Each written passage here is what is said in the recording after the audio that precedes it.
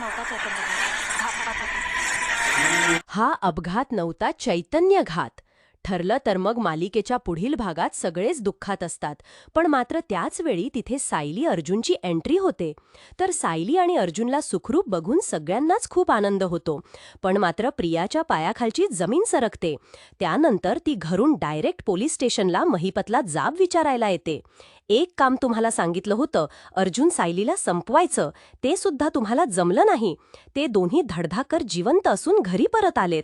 आता मी काय करू?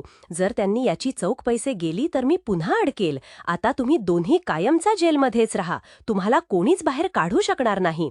तर इकडे चैतन्य विचारत असतो की अर्जुन हे सगळं काही अचानक कसं घडलं. तेव्हा सायली म्हणते की चैतन्य भाऊजी, हा अपघात नव्हता तर घातपात होता.